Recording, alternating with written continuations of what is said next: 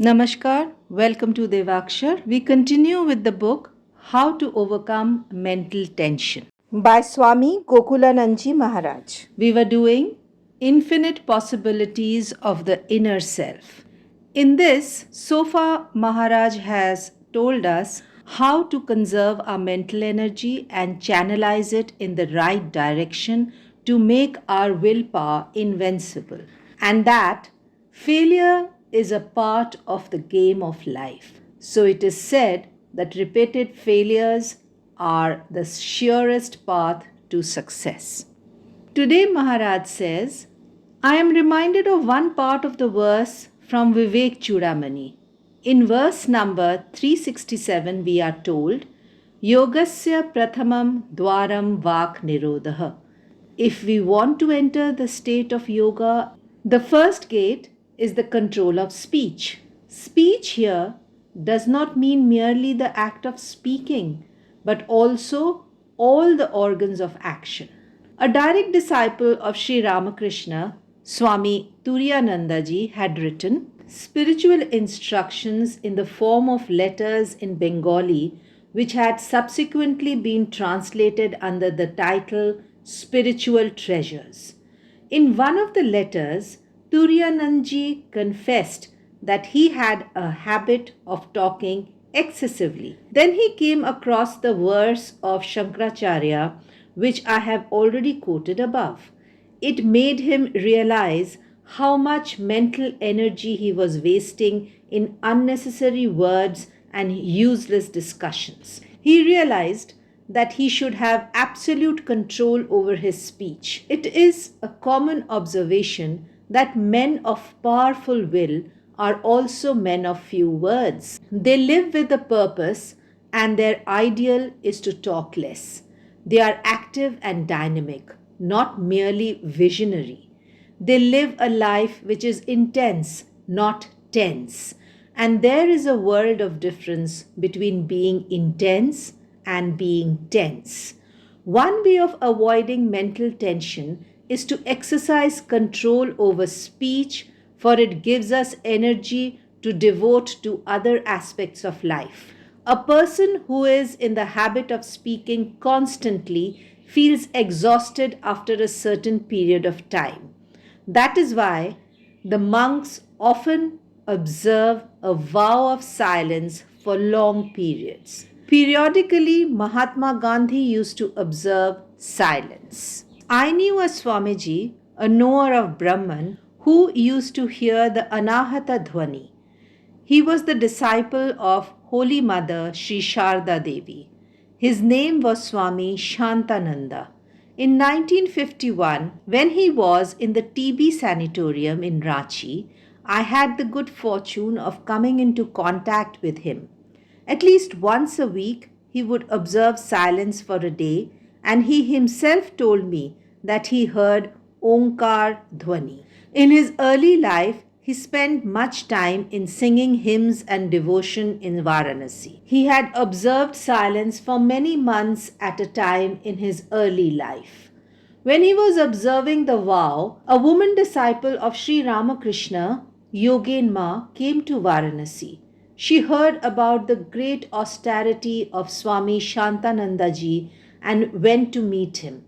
He came out of his room to see her, but could not speak because of his vow of silence.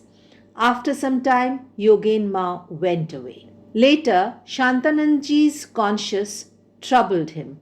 He wondered whether he had done the right thing in keeping his vow. Yoginma was no ordinary woman.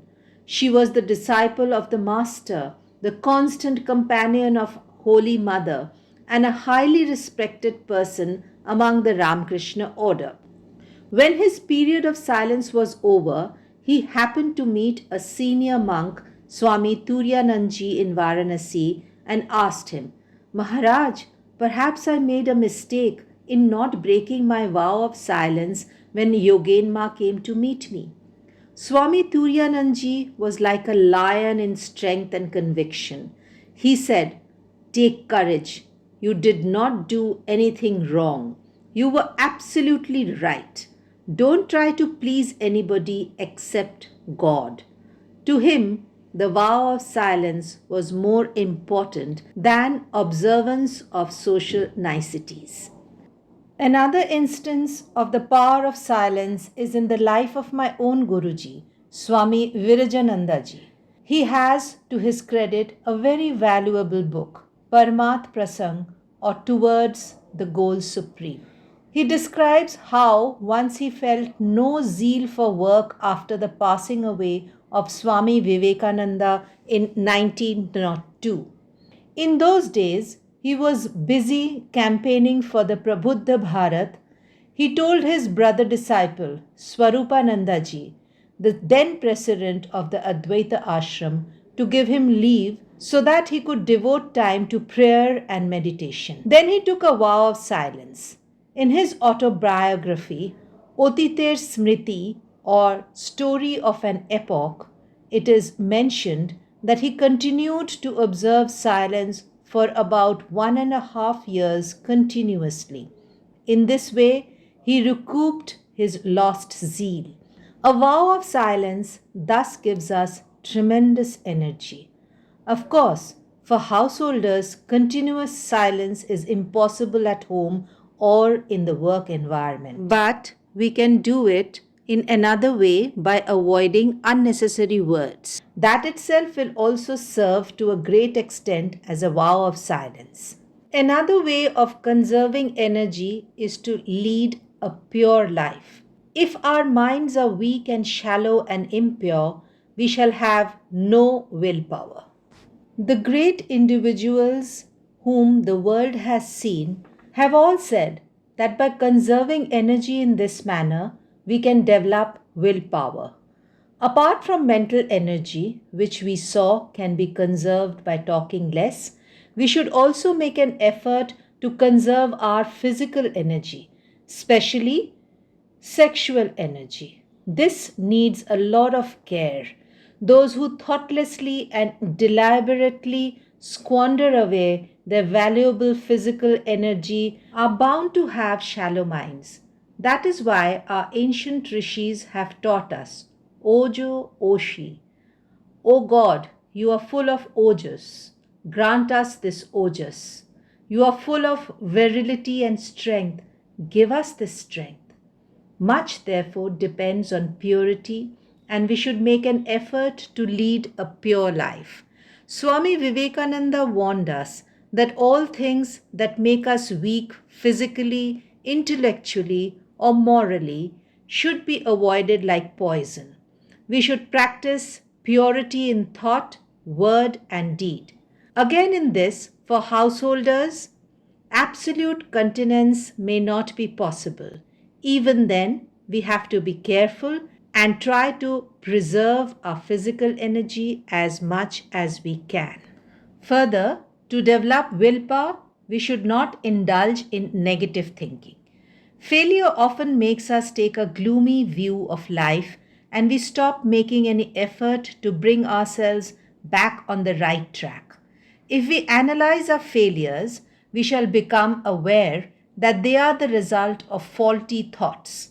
Suppose we give in to temptation easily, as for instance, going to the club instead of coming to the mission to hear a talk on how to overcome mental tension.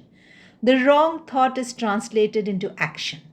Such thoughts lead us astray, while right thought leads us to a larger good.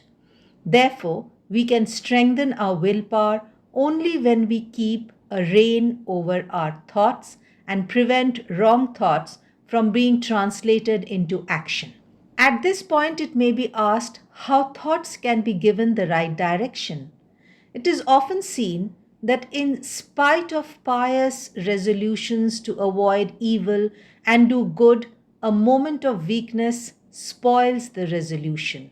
A friend comes and motivates us in the wrong way, and we succumb to this powerful motivation. The way to prevent thoughts from going in the wrong direction is by controlling that weakness which instigates us to do certain things. Sometimes, in spite of being aware of our mistake, we are unable to prevent it. Then the conflict is very painful. In this connection, I am reminded of Buddha's instruction to some monks. In his search for the meaning of existence, these bhikshus had left home and renounced the world. In spite of that, they had difficulties from their own mind. Buddha told them, "Remember, O bhikshus, the only way to become victorious over wrong thoughts is to review from time to time the phases of one's own mind, to reflect upon them, to root out all that is evil and cultivate all that is good." This is a very powerful process of self improvement. Therefore, willpower is necessary to be victorious over wrong thoughts, and they in turn will strengthen our willpower.